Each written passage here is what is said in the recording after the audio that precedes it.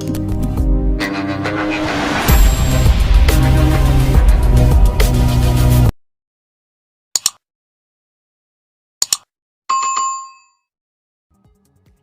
dibuka dengan melihatkan seorang guru wanita yang bernama Fuyusuki. Di mana saat di jalan ada seorang muridnya yang bernama Aizawa Miyabi merasa terganggu dengan para preman yang berada di sekitar.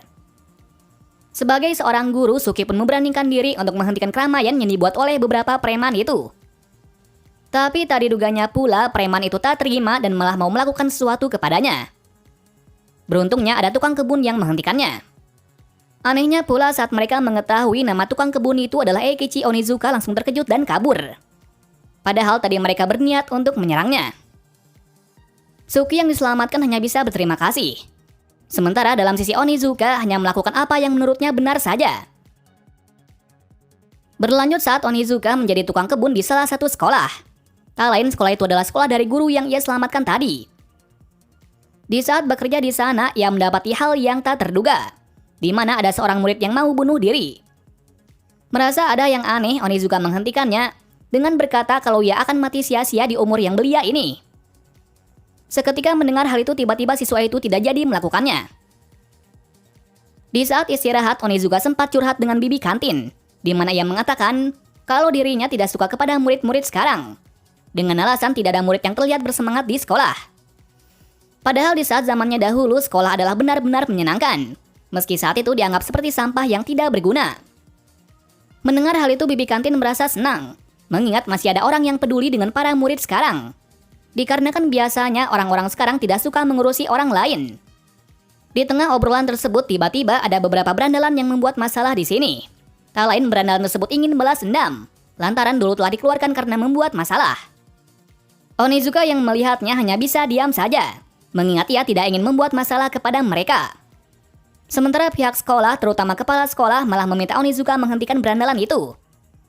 Bahkan kepala sekolah juga mengungkapkan kenapa dan alasan ia bisa mengeluarkan mereka. Alasannya yaitu mereka selalu membuat masalah dan seperti seorang yang tidak berguna, dikarenakan berandalan itu tidak pandai dalam bidang apapun. Onizuka yang tahu hal itu tidak suka dengan perkataan buruk dari kepala sekolah. Alhasil ia yang tak terima pun langsung membantingnya. Ia melakukan hal itu agar kepala sekolah mengerti apa yang ia katakan. Yang pasti kalau memang benar kepala sekolah, ia tidak akan mengatakan hal itu. Nah, kenapa Onizuka berpihak kepada para berandalan itu?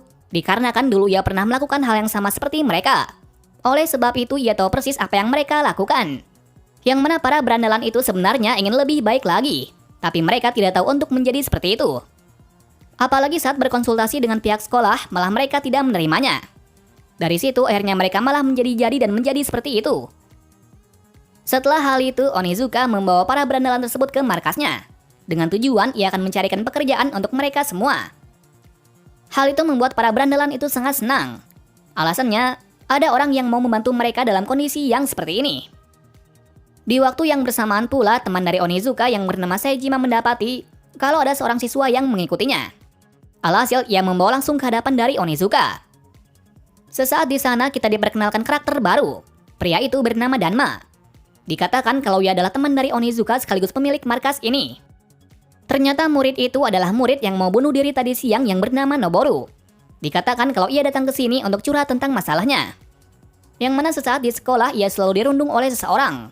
Tapi anehnya perundung itu adalah seorang perempuan. Hal itu membuat Onizuka terkejut. Kenapa ia tidak melawan balik? Noboru menjelaskan kalau perundung itu adalah teman masa kecilnya yang bernama Uehara. Dan kedua, ia tidak berani kepada mereka dikarenakan mereka memiliki foto memalukan darinya saat dirundung. Jadi jika ia melawan, maka mereka akan menyebarkan foto itu. Mengetahui masalahnya yang menarik, Onizuka mau membantunya. Tapi dengan satu syarat, yaitu ia harus menjadi temannya dan memberikan uang. Noboru sendiri yang sudah tidak kuat pun menerima tawarannya. Alhasil dari situ Onizuka mulai bertindak dan langsung menemui Uehara dan kelompoknya. Seperti yang terlihat di sana, Onizuka tanpa basa-basi langsung dan memfotonya. Dengan alasan agar Noboru bisa menyerang balik agar tidak dirundung.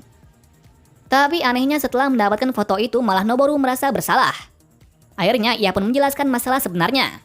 Bahwa sebenarnya yang salah itu bukan Uehara melainkan dirinya sendiri. Kenapa bisa seperti itu? Lantaran di saat SMP ia pernah meninggalkannya saat dipalak oleh preman.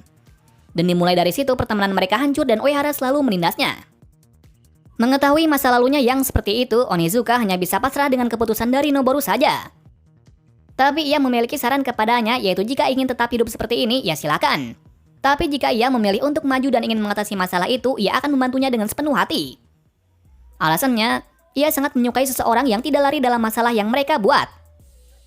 Meski begitu, Noboru masih bingung, padahal ia tahu sebenarnya harus berbuat apa. Di suatu malam, tiba-tiba Uehara menemui Onizuka dan bersikap aneh, yang mana ia terlihat menggoda Onizuka untuk bermalam di rumahnya. Seperti yang diduga, ia yang tidak curiga sama sekali dan terhasut nafsunya pun melayaninya. Tapi ternyata, hal itu adalah sebuah alibi saja untuk membuat pelajaran kepada Onizuka. Bahkan di sini Uehara sempat menyewa preman untuk menghabisinya. Dalam keadaan yang seperti itu, Onizuka tersudut. Sementara dalam sisi Uehara pergi untuk memberi pelajaran kepada Noboru. Beruntungnya di waktu yang tepat Danma datang. Anehnya pula, kedatangan Danma membuat para preman itu ketakutan. Tak diduganya pula Danma adalah anggota dari gangster yang cukup disegani di kota ini. Dan yang membuat terkejut Onizuka adalah bos dari Danma dan Saejima. Bisa dikatakan kalau Onizuka adalah orang yang paling ditakuti di dunia malam. Tahu hal itu, yang tadinya preman itu mau menghabisinya malah dihabisi balik oleh mereka. Beralih pada Uehara yang mau mengambil foto pada Noboru. Tapi saat menemuinya, ternyata Noboru sudah menghapus foto tersebut. Hal itu membuatnya terkejut lantaran Noboru tidak balas dendam. Bertepatan pula, preman suruhan dari Uehara ingin meminta ganti rugi dengan berhadapan dengan orang yang salah. Noboru yang mengetahuinya meminta bantuan kepada Onizuka. Onizuka hanya bisa menjawab kalau hal itu adalah hal yang harus ia lakukan. Jika ia mengulangi kesalahan yang sama, berarti dirinya belum bisa berubah. Ia melakukan hal itu agar Noboru berani mengubah hidupnya yang seperti sampah menjadi orang berguna bagi seseorang. Alhasil Noboru memberanikan diri untuk menghentikannya. Alih-alih ia malah dihajar balik oleh preman tadi. Bersamaan pula tiba-tiba Onizuka datang dan menghentikan hal itu. Seperti sebutannya yang tidak terkalahkan, ia bisa menghajar satu persatu para preman tersebut. Seusai kejadian itu, ia memberikan waktu kepada Uehara dan Noboru untuk berbicara dan mengatasi masalahnya. Dan benar saja, dengan kejadian tadi, Uehara meminta maaf kepada Noboru tentang apa yang diperbuatnya kepadanya. Ia juga memberitahu apa alasannya berperilaku seperti itu. Bahwa di rumah ia merasa kesepian lantaran orang tuanya sibuk bekerja masing-masing. Sampai anaknya sendiri tidak diperhatikan. Di kesedihan itu ia pun mengingat masa lalunya yang membahagiakan meski dalam keadaan miskin. Yang mana dalam keadaan seperti itu mereka selalu bersama dan memperhatikan. Tapi sekarang setelah bisa mendapatkan uang yang banyak, momen-momen itu terasa hilang dalam kehampaan. Curhatan dari Uehara membuat Onizuka sadar. Lalu ia pun menasihatinya untuk merubah hidupnya. Dengan begitu lingkungan juga akan ikut berubah. Dengan begitu Uehara pun mau merubah hidupnya dan berusaha untuk mengungkapkan kepada orang tuanya. Meski ia sudah berusaha, itu sangat sulit karena ayah dan ibunya selalu menghindar saat ia ingin bertanya. Bertepatan juga, Onizuka datang dan membawa sebuah palu besar. Kedatangannya ke sini untuk menghancurkan tembok menghalang antara kedua orang tuanya dengan Uehara. Dengan terbongkarnya hal itu, akhirnya orang tua Uehara sadar bahwa selama ini mereka telah lupa akan tanggung jawabnya. Alhasil dengan masalah yang begitu panjang akhirnya terselesaikan. Kabar baiknya Uehara dan Noboru bisa berbaikan dan berteman seperti dulu kala. Beberapa waktu berlalu, tiba-tiba Bibi kemarin menemui Onizuka lagi. Ternyata pula Bibi kantin adalah direktur sekolah. Kenapa dia menyamar seperti itu? Dikarenakan ia ingin dekat dengan para siswanya. Tujuannya datang ke sini adalah untuk meminta Onizuka menjadi guru di sekolahnya. Mengingat ia memiliki kelas yang susah untuk diatur. Nah, kenapa direktur mau merekrutnya? Alasannya, ia tahu kalau Onizuka berhasil mengatasi masalah Uehara dan Noboru. Kedua yaitu kejadian kemarin di kantin. Dan dengan dua bukti itu, ia percaya bahwa Onizuka bisa membuat perubahan. Hal itu membuat Onizuka senang lantaran ia menginginkan menjadi seperti itu. Dengan rasa bangga, ia pun menjadi guru di hari pertamanya. Tapi ada yang tidak suka kepadanya, yaitu kepala sekolah kemarin yang ia banting.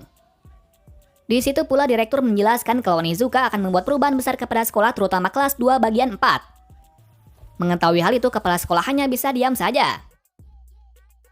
Sesaat sebelum mengajar, para guru menasihatinya untuk berhati-hati dengan para siswanya. Tapi hal itu tidak dihiraukan oleh Onizuka. Dikarenakan ia sudah mengatasi banyak masalah dalam hidupnya sampai bisa menjadi bos gangster. Tanpa basa-basi, ia pun langsung memperkenalkan dirinya yaitu GTO, yang berarti Great Teacher Onizuka. Namun sesaat masuk ke dalam kelas itu tak sesuai dengan harapan. Padahal ia sudah menunggu akan ada masalah besar saat datang ke kelas tersebut. Tapi nyatanya kondisi kelas tampak seperti biasanya. Selesai kelas itu tiba-tiba Miyabi meminta bantuan kepada Onizuka untuk membawa Miki Kasuragi kembali. Mengingat Miki jarang sekali sekolah. Tahu hal itu ia pun langsung mengunjunginya. Tetapi sesaat di sana ia telah dijebak oleh Miki dan dimasukkan ke penjara.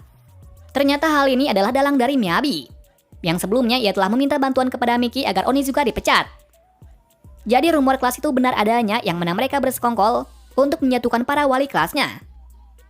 Namun hal itu disembunyikan agar para wali kelas seperti Onizuka tidak mengetahui kalau hal ini sudah direncanakan. Kabar di penjaranya Onizuka membuat direktur cemas. Tapi ia tetap mempercayai kalau itu hanyalah sebuah kesalahpahaman saja. Dengan itu ia meminta kepada guru Suki untuk menjamin kebebasannya. Setelah terbebas, Suki memberitahu satu hal, bahwa sekarang guru tidak diperbolehkan mengunjungi para muridnya. Alasannya, baru-baru ini ada yang menyalahgunakan hal itu untuk melecehkan para muridnya. Di markas, Noboru memberitahu kalau sejak lama Miki jarang sekali bersekolah. Untuk alasannya belum diketahui, yang pasti ia adalah anak dari kepala polisi di tempat ini.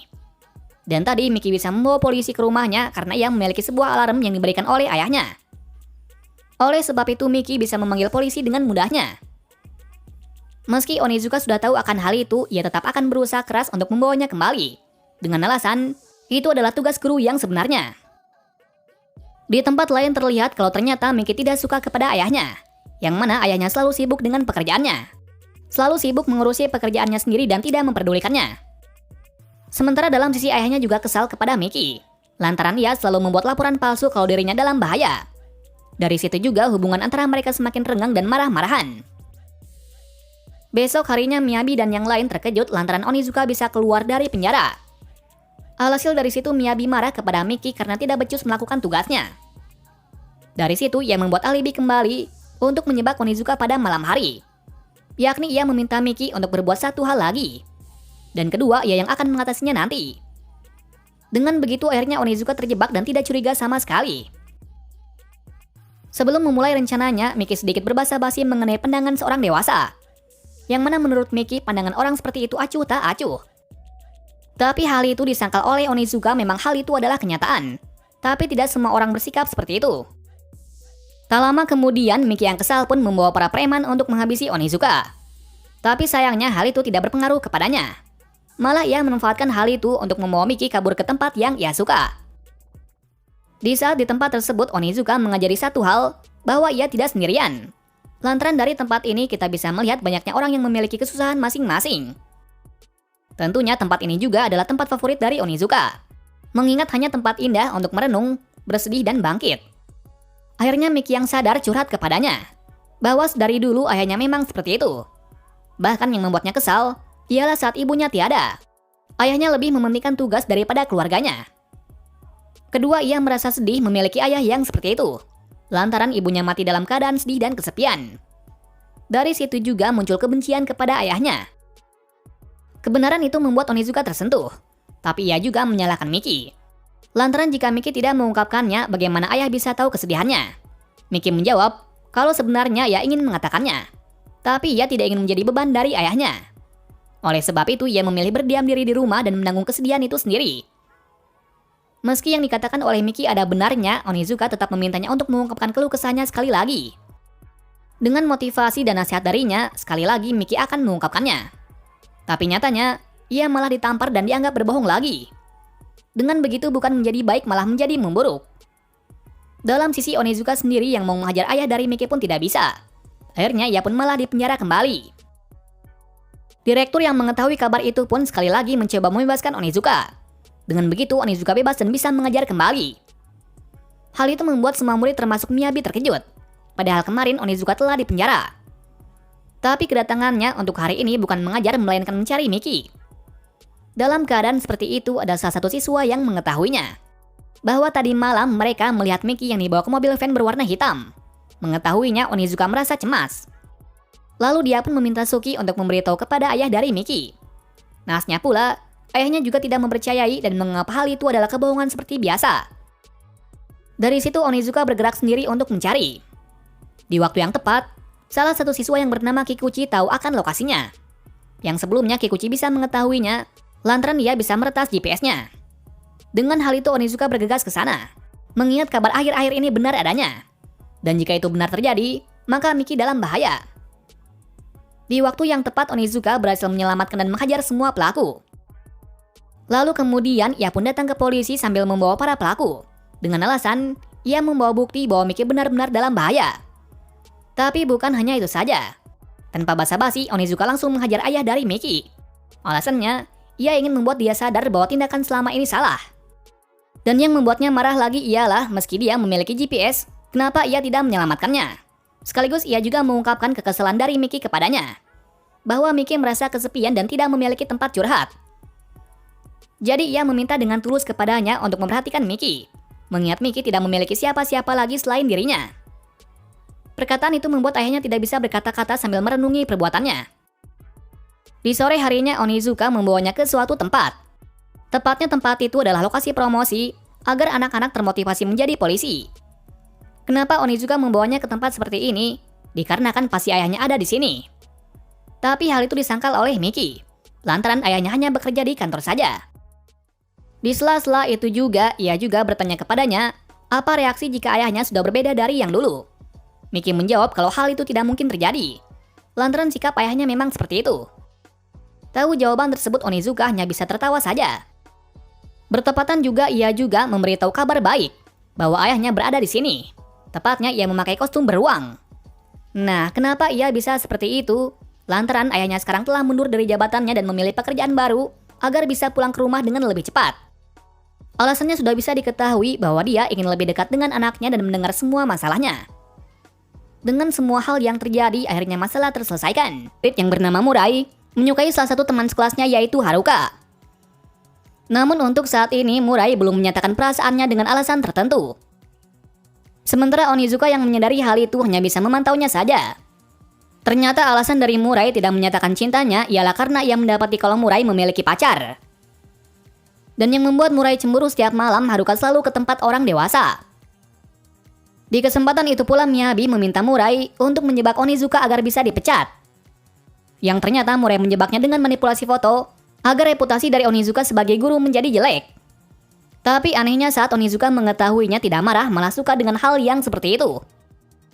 Hal itu membuatnya kesal karena rencananya gagal. Di suatu sisi Noboru menjelaskan kepada Onizuka bahwa Murai dan Haruka adalah teman masa kecil. Dirumorkan pula kalau Murai pernah menyukainya pada saat SMP. Tapi sekarang juga Murai masih menyukainya. Mengetahuinya, Onizuka pun langsung mengikutinya dan bertanya langsung kepada Murai kenapa tidak mengatakannya. Tapi di sini Murai tidak memberitahukannya. Seusai hal itu Onizuka yang penasaran mengunjungi Haruka. Sesaat di sana ia terkejut, lantaran Haruka memiliki barang-barang mewah. Haruka beralasan kalau ia bisa membeli ini dari kerja paruh waktunya. Padahal sebenarnya ia dapat dari kencan buta dengan orang tua. Nah, kenapa Haruka bersifat seperti ini? Lantaran ia ingin sejajar dengan pacarnya yaitu Ryoji. Oleh sebab itu ia akan melakukan apapun untuk bisa mendapatkan uang agar bisa selevel dengan pacarnya. Di sini Onizuka yang kebingungan pun bertanya kepada bibi kantin, apakah seorang murid lebih mementingkan penampilan dan status mereka? Bibi kantin menjawab kalau hal seperti itu sangat rumit dan tidak bisa dijelaskan. Yang pasti orang-orang seperti itu hanya menilai seseorang dari penampilannya saja. Waktu berlanjut dari Onizuka yang sangat terkejut, lantaran Haruka bekerja di sebuah bar malam. Mengetahuinya, ia pun bergegas bertindak.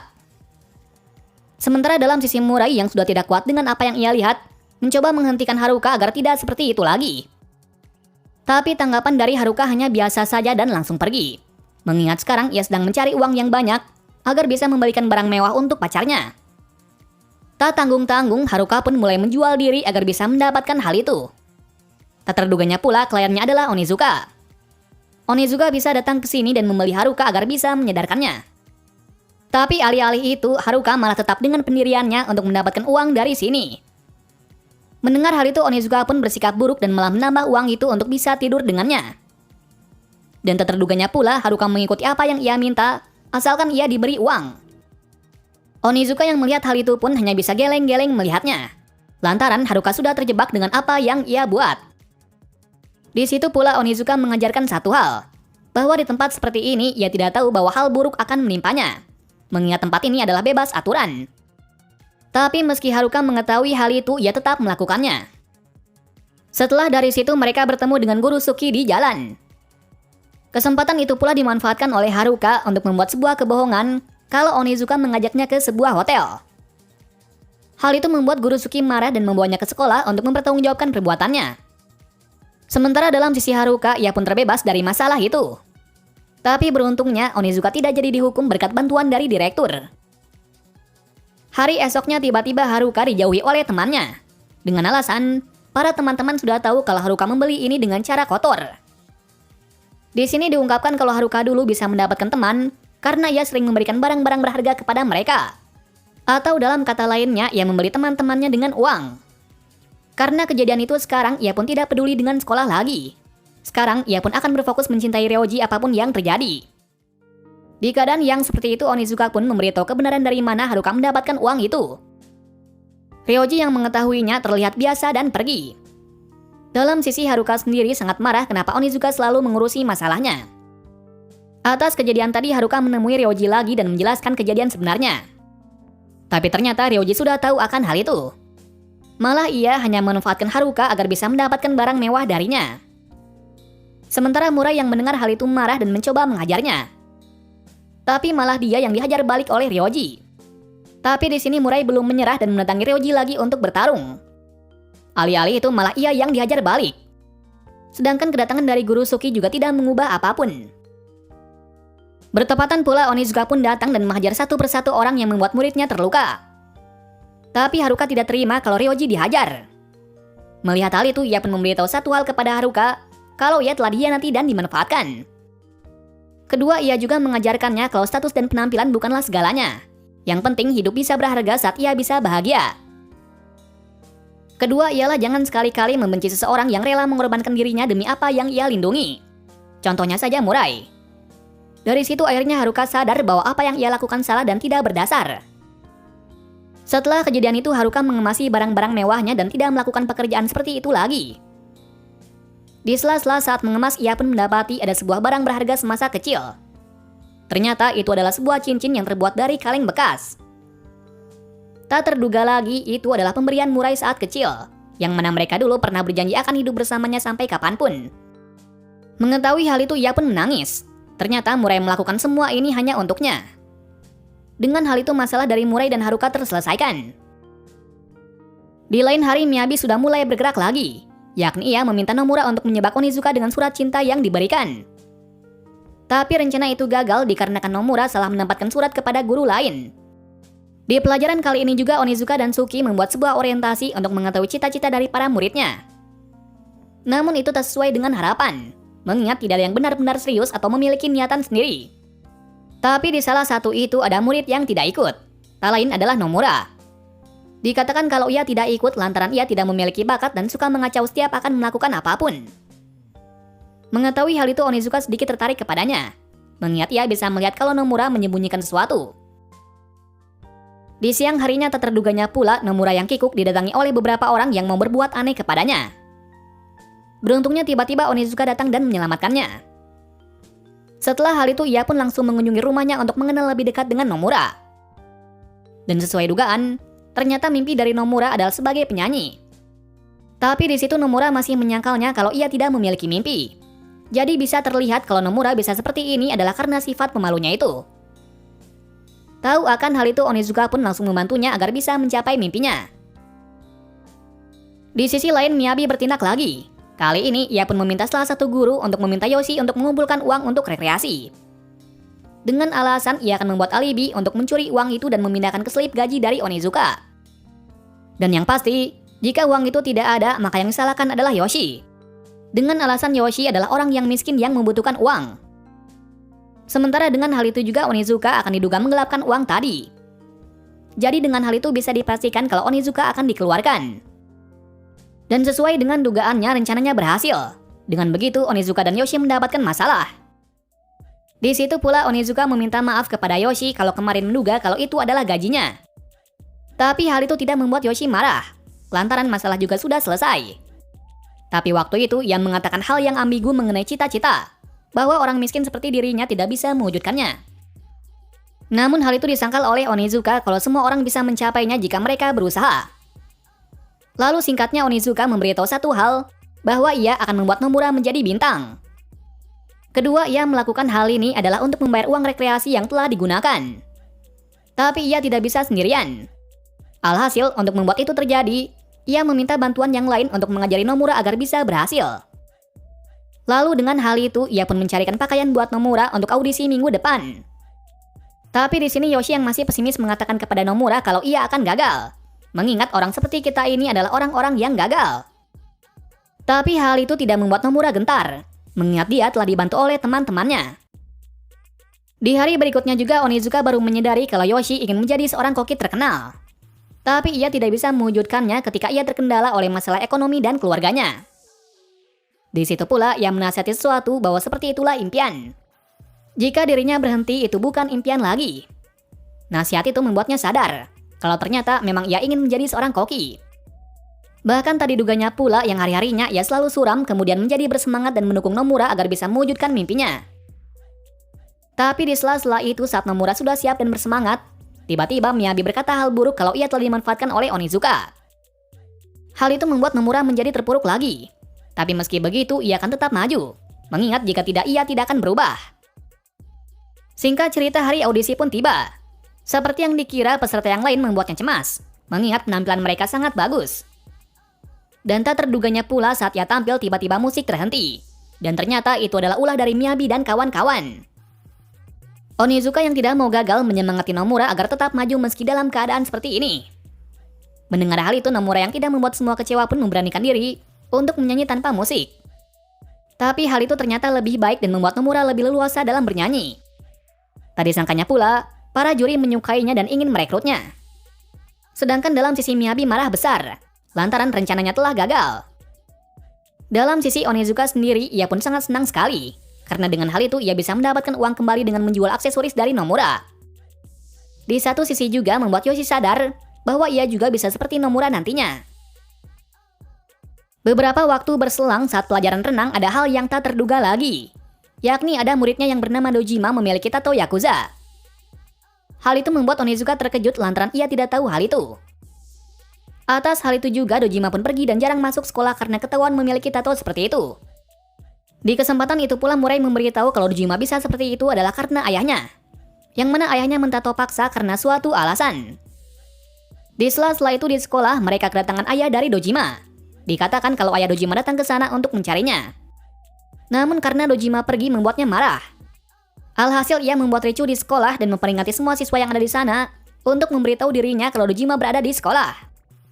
Dengan adanya hal itu membuat sekolah mulai memutuskan untuk mengeluarkan Dojima agar para siswa yang lain tidak terluka akibat masalah keluarga mereka. Sementara Onizuka dan Murai yang tahu hal itu bergegas pergi ke rumah dari Dojima. Namun sesaat di sana mereka dihampiri saudara kembar yang bernama Rika dan Riku. Di situ pula Rika dan Riku menjelaskan kalau Dojima ingin membunuh ayahnya. Alasannya karena ayahnya ibunya pergi entah kemana. Dan dari situ juga ia pun mulai berlatih tembak untuk hanya bisa membunuhnya. Kedatangannya ke sini juga tidak disambut baik oleh Dojima. Malah ia pun berniat untuk mengajar Onizuka. Tapi Onizuka berhasil menghentikannya dan memintanya kembali ke sekolah lagi. Di saat itu juga ia cemas karena ia mencium bau bubuk mesiu darinya. Di sisi lain saat kejadian penyerangan tadi timbul masalah yang lain. Yang mana Miyabi berniat untuk mengeluarkan guru Suki. Yakni ia pun membuatnya depresi kalau ia tidak bisa menjadi guru yang baik bagi muridnya. Dimulai dari situ guru Suki mulai bimbang apakah sebenarnya tugas seorang guru dan apakah ia pantas menjadi guru bagi mereka. Di malam harinya pula Onizuka menemui Dojima kembali. Kedatangannya saat itu hanya mencoba menyadarkannya untuk melupakan ibunya dan balas dendam kepada ayahnya. Tapi hal itu malah membuat Dojima marah besar dan menodongkan pistol ke hadapannya. Akan tetapi Onizuka tidak gentar, mengingat membunuh seseorang tidak semudah yang ia bayangkan. Bersamaan pula tiba-tiba Rika dan Riku datang mencoba untuk membunuh Onizuka jika ia masih mengganggu latihan dari Dojima. Mengetahui hal itu Onizuka hanya bisa kabur. Lalu dilihatkan kalau Miyabi mulai bertindak, yang mana kali ini ia membuat kerusuhan dengan mengirim lokasi dari ayah Dojima kepada Dojima sendiri. Pastinya dengan hal itu akan masalah besar di sana. Tapi ia juga tidak membuat hal itu saja. Dirinya juga akan memberitahu ayah Dojima kalau Dojima akan menemuinya. Dan jika seperti itu pastinya Onizuka akan mendapatkan masalah yang besar. Dan kemungkinan yang terjadi ialah ia akan mati atau dikeluarkan dari sekolah karena tidak bisa mengatasi masalah dari Dojima. Lalu sesuai harapannya, Dojima diketahui ayahnya dan dibawa ke suatu tempat. Sementara Onizuka yang tahu akan hal itu merasa cemas. Tapi bertepatan pula, Sejima memberitahu fakta bahwa ayah dari Dojima pernah mencuri uang dari geng naga.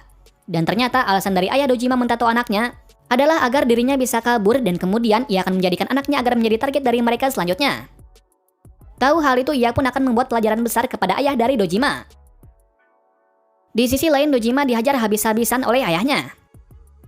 Di saat yang sama pula, ayahnya juga menjelaskan kenapa ia mentatonya. Tapi kabar buruknya, ia memberitahu kalau ibunya kabur bukan karena ia merasa kasihan kepadanya, melainkan ibunya telah menjualnya agar bisa selamat dari siksaan. Mengetahui hal itu, Dojima merasa sedih lantaran apa yang ia perjuangkan adalah sia-sia.